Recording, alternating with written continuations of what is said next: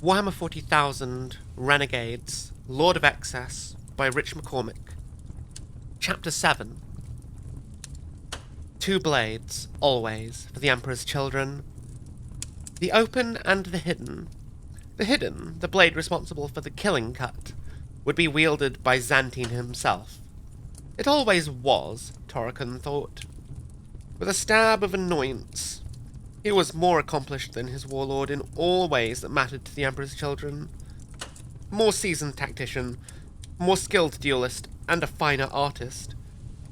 But Xantine would not cede honours to his warriors, no matter how strong they clearly were. But at least he had been chosen to command the open blade, his squad now hurtling down to strike at Serene's void port, where the fighting was the thickest, tasked with sowing panic and confusion into the heart of the enemy position. This visible show of force would draw out the enemy's leaders. Xantine would decapitate them. Perhaps Xantine would allow me the honour of the killing strike, Torikon wondered, aloud in the darkened confines of the Dreadclaw. I have proven my strength many times. Ha! Orland said in response, spite in his voice. Not a chance. Torikon ascribed his attitude to jealousy. Orland was significantly smaller and weaker than he was. Torikon ignored the slight, and focused instead on more fundamental questions. He could never decide which sensation he enjoyed more. The anticipation of battle, or the battle itself. It was a question he asked himself often, and he'd yet to find a satisfactory answer. He yearned for both, but when he had one, he invariably wanted the other, leaving him unable to truly savour the afterglow of combat. He sighed and pushed such existential questions aside, concentrating for now on the delicious tension in the minutes before his drop pod made planetfall. He closed his eyes and stretched out as much as the cramped confines allowed, performing a mental inventory of his enhanced body. From his fingers down to his toes, every nerve in his enhanced body was poised, ready to strike. Good. He stroked the oiled leather handle of his power sword, a thin, thrusting saber he had taken from a dueling master on Lucan 4, and felt a distinct kinship with the weapon. They were both killers, sharp, potent, and lethal, and they were both throbbing with barely contained energy. Torikon flicked the saber's power generator off, and then back on again, repeating the action a few times, enjoying the shuddering vibrations as blue lightning coruscated along the length of the blade. His fellow adored sharing the Dreadclaw shot him irritated looks. Impact in 10. 9. The synthesized voice came over the Dreadclaw's vox, and Torikon felt the tingles of sensation travelling through the length of his limbs. Just as the power field energized the blade, it was joined by a burst of pride, and he thanked his lord again for the honour. To have risen so far to be trusted with leading the attack on a new world, be the spear tip of the adored's assault, to face such danger and taste the first glories. Xantine must think highly of him indeed. 3, 2, 1. Impact. The final word was joined by a bass boom, and a physical impact so forceful that it catapulted Torikon forward in his harness. He used the momentum, unclasping his restraints with one hand, and leaned forward into a roll, an acrobatic maneuver made trivial by his gene-enhanced body and his modified armour. His Mark 7 warplate had been taken from some loyalist Space Marine chapter, what he'd never felt compelled to learn about. It did not matter. It only mattered what he did with it now. Like all of Bile's experiments, it had been drastically altered. The ablative plates had been cut so that they were segmented, allowing for freer range of motion, albeit at the cost of pure defensive capability. That wasn't a concern for Torikon, he thought. He didn't plan on ever getting hit. In other places, the suit had been cut away entirely, exposing naked skin. Torikon had decorated both his armour and his body with elaborate scarification, carving whorls and spirals that travelled between ceramite and flesh. The only part of his frame left untouched by these scars was his face, which was blessed with perfect skin and violet eyes the colour of his Primarch's armour, marred only by a natural sneer. The Dreadclaw's doors descended with a hydraulic hiss and a burst of steam. The process took seconds, but Torikon couldn't wait that long. He placed an armoured boot on the side of the opening and leapt clear over the half-descended door, the electric blue of his saber's power field illuminating the cloud of hydraulic gases and impact destrius like an ancient thunder god. He found himself in an open space, its ferrocrete surface large enough to land cargo vessels, and studded with refueling stations. Good, Toricon said under his breath, pleased that the dreadnought had not been jolted off course during the descent. Something moved underneath his boot. He looked down, slitted eyes stared back, yellow and unblinking, set in a bulbous, hairless human head. The man had been bisected by the impact of the Dreadclaw, his bottom half either severed or destroyed so effectively that his body ended up at its navel. And yet he still lived. There was no fear in those strange eyes, just a cold anger. The absence of emotion turned Toricon's stomach, and he reached down, tightening his hand around the man's throat and squeezing until he heard a dislocating pop. Around him he saw dozens more mortals. There were silhouettes in the slowly settling cloud of dust, coalescing, but still indistinct as they drew themselves from the ground they had been thrown to. Across the void port, more figures turned in the direction of the new arrivals, hefting mounted heavy stubbers and training autoguns on the giant in pink armor in their midst. He was surrounded, he realized. He and his squad having successfully arrived right in the midst of the foe's forces. A lesser warrior would have planned their retreat, but Toricon simply smiled. He was the open blade, after all. A thrust aimed deep into enemy lines. He was playing his role to perfection. "Behold, mortals," he proclaimed, raising his saber high as he drew the cold eyes of his foes. "Behold my beauty, and behold your death." Toricon whipped his blade down in a long, arcing cut, his long white hair spinning as he sliced open the stomach of one figure as it tried to rise. He was rewarded with a horrifying screech, and the smell of burning blood thick in the air. Bolters barked as the other warriors of the Adored's initial strike force made their way out of the Dreadclaw. Their rhythmic chatter forming a drumbeat. Mutants and cultists alike exploded as bolts buried themselves in the bodies. Dust and blood caking the warriors' brightly coloured power armour, reducing the vibrant pinks and purples to dull grey and gore red. Toricon could kill to this sound. He whirled between the injured figures as the dust settled, thrusting indiscriminately, putting them down as they tried to rise. He noticed again their peculiar physiology. There were entirely too many arms for these to be standard humans. Maybe it was the strange pink fog that separated the city from the ground beneath. They died the same, though, he thought, as he stomped a boot through the chest cavity of a dirty man dressed in greasy rags. These wretches stink of Xenos, Orlan called over the open vox, at the same time as Toricon thrust his power saber through the heart of a three-armed mutant. He let the beast sizzle for a moment on his blade, flailing and thrashing for an impressively long time as the charged edge burned out his internal organs, or bringing the weapon closer to better inspect the creature. "Strange creatures indeed," he said. Black blood fizzled and spat, superheated by his weapon. And a peculiar smell filled his nostrils. It was bitter and alien, most unlike the pleasing aroma of human vitae.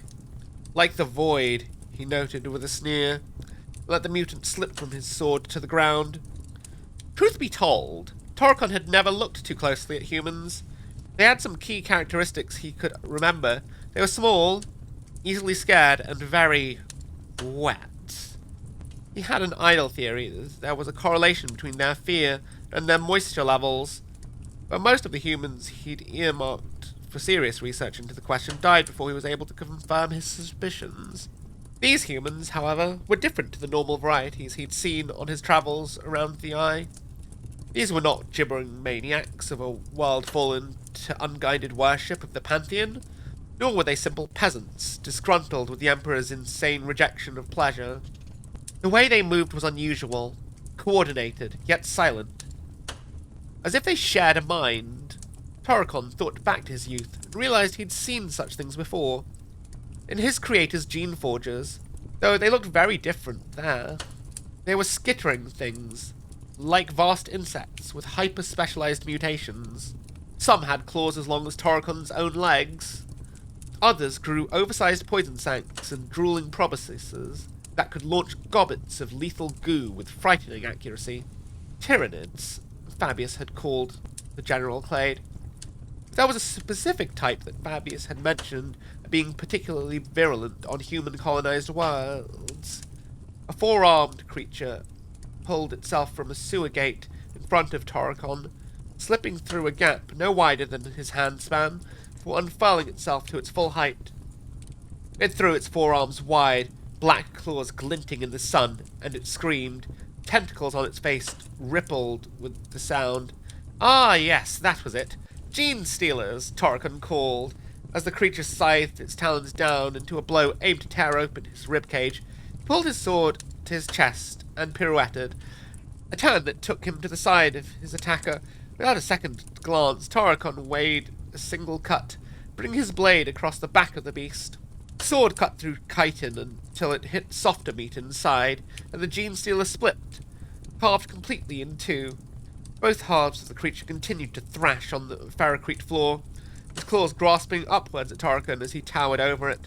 With a sneer, he kicked the Gene Stealer's upper half, sending it slamming against a wall, where it finally stopped moving. Fabius had tried to use one of these creatures in his experiments, to extract their most useful traits and incorporate them into his future projects, but they proved frustratingly resilient to the Clone Lord's meddling. Filthy Xenos they may be, but they had perfection of a form that even the arch-meddler Bile could appreciate.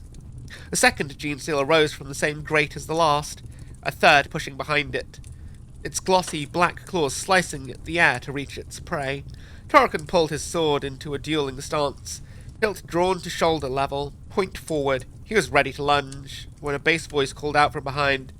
"Stand back, boy," Vivisk commanded, his voice staggeringly loud even over the din of battle. The Noise Marine was part of the Open Blade's second wave.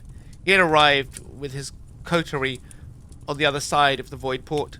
Now that both squads were linking up, they were due to push for the port's control center. Bile rose in Toricon's throat as the Noise Marine captain lay a gauntleted hand on his shoulder, pushing him out of the way. His saber arm twitched at the dismissive gesture, but even brash Toricon knew better than to challenge Xantine's right hand. He swallowed his pride and resolved to savour the oncoming spectacle instead. Vivisk stepped forward, calling 5 of his Noise Marines into a formation alongside him with a burst of screeching static. Each of his underlings had a body almost as warped as their captain's, but they moved with surprising precision, as if keeping to a rhythm that Toricon could not hear. As one voice, they levelled their sonic blasters, ornate golden things that were more ancient instrument than weapon, and began to call forth their infernal sound. The air thrummed as the weapons spooled up, finding a shared frequency and harmonizing their tone with the music of obliteration.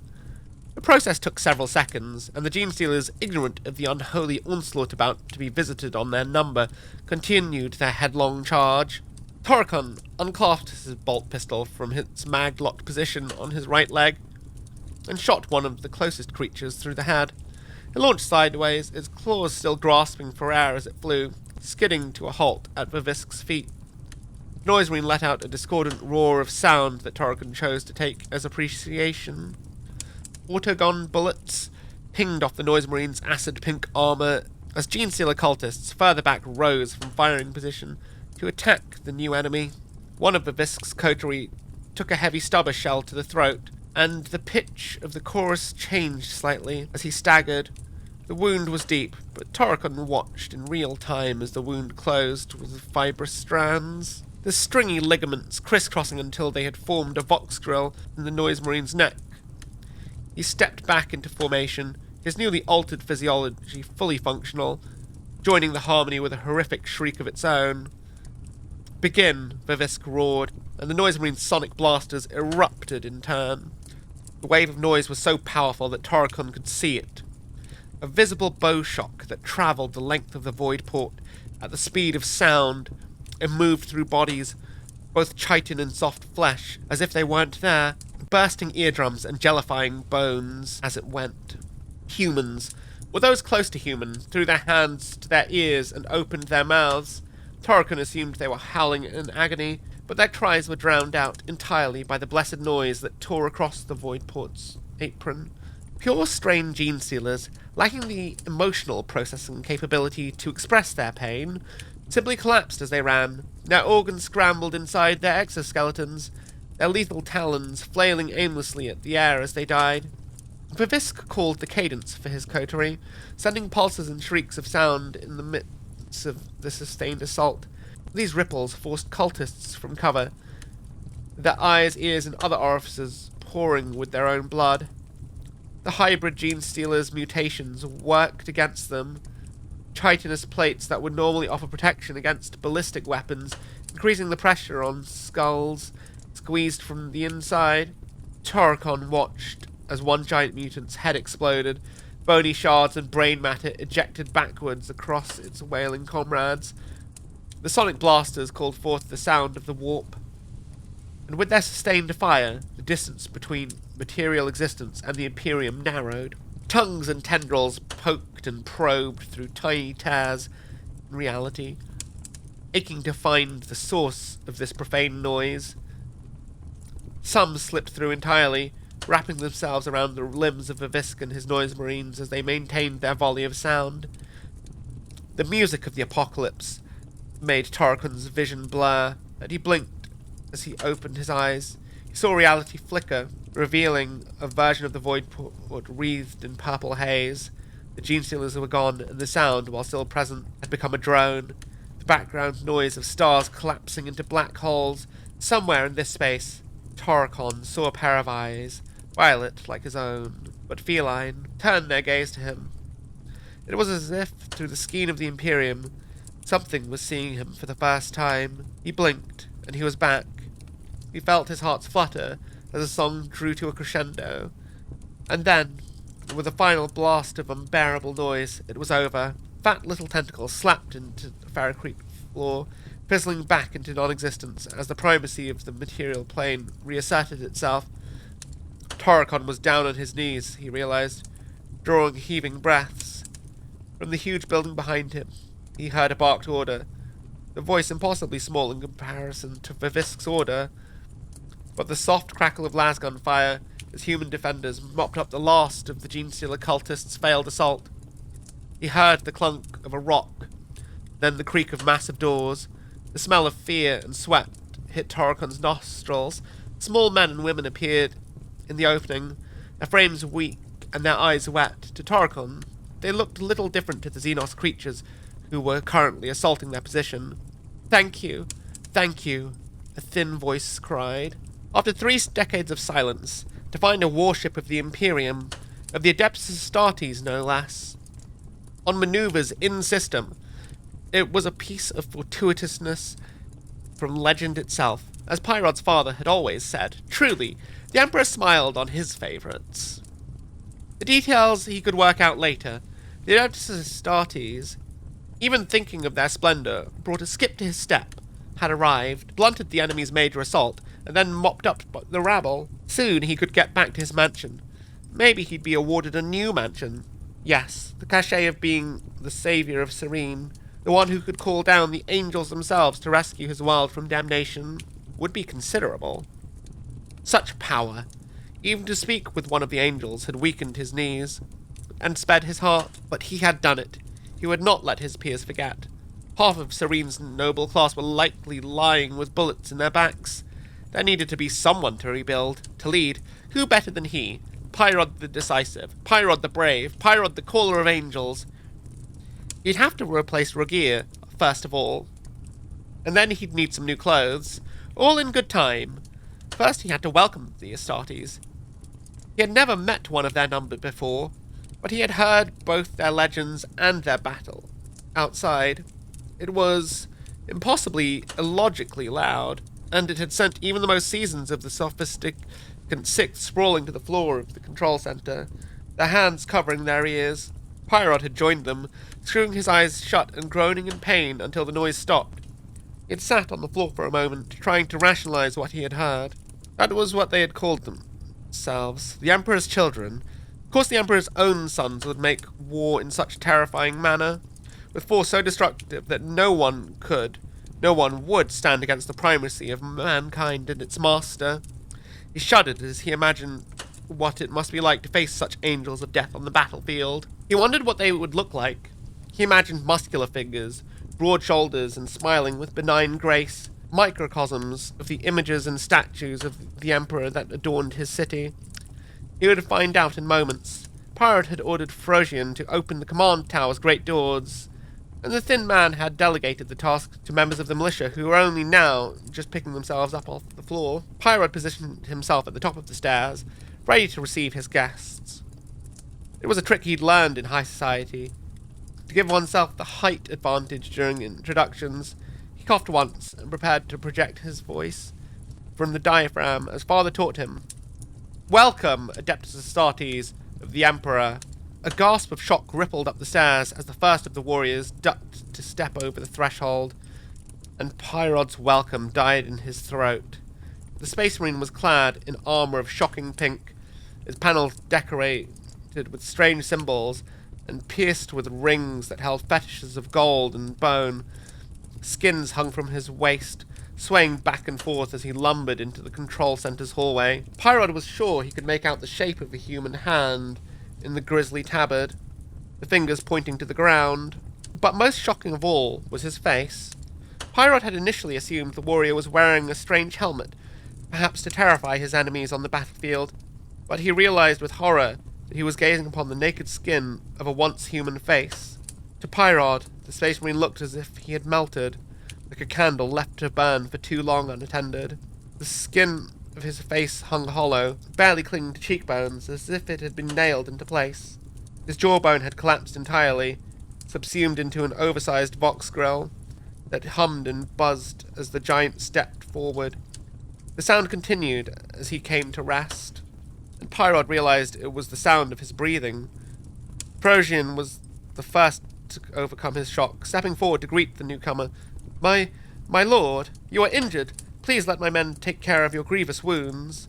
The Astartes warrior cocked his head to the side, blood-red eyes narrowing as he regarded the rake-thin mortal in front of him. "I bear no injury," he said in a voice laden with static and distortion. Pyrrhod winced to hear him speak, physically recoiling from the sound, and grasped at the banister. He gulped, steadied himself, and tried to reply. "Xantine, of the Emperor's children, I bid you welcome to Serene." The giant turned to him and huffed a squeal of static that might have been a laugh. Pyrrhod threw his hands to his ears before collecting himself, forcing his arms back to his side to present a statesman-like appearance. "I am not Xantine," the Space Marine rumbled in a voice that sounded as if it came from the center of the planet. "He is in orbit, awaiting our initial strike." Pyrrhod cringed in embarrassment. This wasn't going to plan at all. "Then who, may I ask, do I address?" he asked, attempting to inject his voice with gravitas and authority. A new figure ducked through the open door and into the hallway. This one was tall, taller even than his peers, and blessed with the angelic bearings that Pyrrhod had initially expected from the Astartes of legend. He tossed his long blonde hair as he straightened himself before fixing Pyrrhod with a contemptuous glare. "He is Vivisk, and I am Torgon, and you will address us each as my lord, or I will dirty my blade with your blood."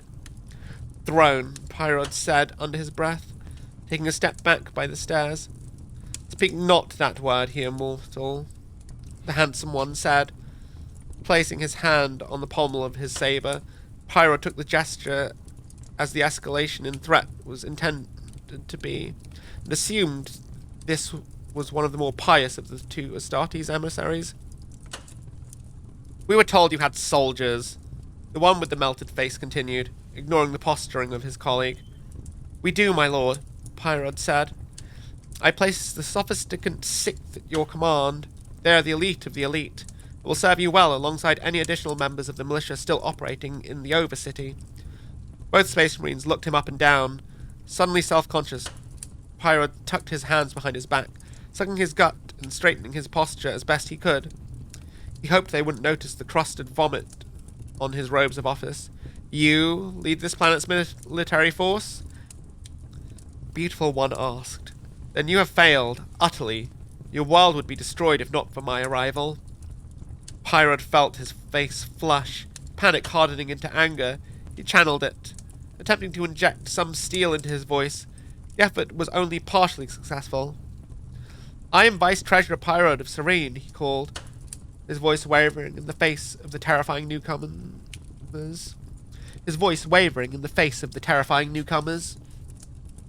"It was I who called you here, and with Serene's ruling council now missing, most likely dead, I am the ranking noble of this world." He mustered the courage to meet the taller warrior's gaze. Purple eyes stared back, hard as gemstones, set in a face that was too symmetrical, too perfect. Fear gripped his stomach, and he looked away, casting his eyes across the other warriors of the vanguard. There was no uniformity on show. They wore mismatched armor of pink and black, with panels and pauldrons daubed in dusky purples or luminous greens, seemingly at random. The tallest one was so handsome that he might have been chiseled from marble, but the others were elaborately mutilated, bearing facial scars or wounds presumably earned in their many battles. They were, to Pyrod's considerable concern, absolutely terrifying to behold. "Speak, little man," the handsome one said, his eyes flashing. Pyrod twitched at the demand. He did his best to continue. "Yes, as I was saying, that puts me in charge not only of this planet's military, but its logistics, its economy, and of all the major decisions its population makes." "Vice Treasurer Pyrod?" Frosian's interruption made Pyrod wince. "Yes, Frosian?" he asked through gritted teeth. "The council. They're not all missing or dead. Around half of them made it to safety. They're downstairs." "The council? They're here?" Pyrod asked, incredulous. "Oh yes," Frosian said, as if the information was obvious. "The sophisticant sixth extracted the governor the moment the attacks on the city began. All of the important members of the council were identified and escorted here." "Take me to them," the tallest space marine said, stepping forward so fast that Pyrod had to lurch to one side to avoid being bowled over. He caught Frosian as the attendant attempted to follow, grabbing them by the wrist hard. "I received no such escort," Pyrod hissed. "No." Frosian looked down at him with a simpering gaze, placed a hand on his soldier. "Unfortunately, it was decided our resources were better used elsewhere." Pyrod slapped the hand away and stomped past the taller man, heading down the steps after the space marines towards the bunker in the command tower's basement. "Still, you made it here in one piece," Frosian called after him. "Bravo to you." I have to say, it's really cool actually getting to see the Emperor's children fight. I love how Vivis comes in with his noise marines, and he's like just this absolute rock star that demons are wanting to get through the warp to like hang out with. Like him and his noise marines. It's such a cool kind of concept, and it makes so much sense. And also, it's nice to see more of Toricon. I think he's like a Primaris Chaos Marine, one of Fabius's experiments. He's fun. He's just a fun character. I like him. I want to see more of these two. I'm sure we will. I'm loving the plot twist that Pyrod is just some guy who was left his own defense. It makes so much sense as well. Do you not think? Oh, I'm looking forward to seeing what happens to Pyrod. I can't wait to see him get absolutely just I don't know, put in situations that he is not having a fun time with. I really enjoyed that chapter. That was really fun. Like, it's just really fun getting to see the Emperor's children do what the Emperor's children do. It kind of makes me want to build an army of them, honestly, but we will see. I mean, my plan is to do Emperor's children when they get their full codex released, so I probably shouldn't think about building more later. But then there's a bit of me that kind of wants to. Like, I'd love to make miniatures based on all these guys. But yeah, I will have the next chapter out soon, so I hope you'll stick around for that. Yeah.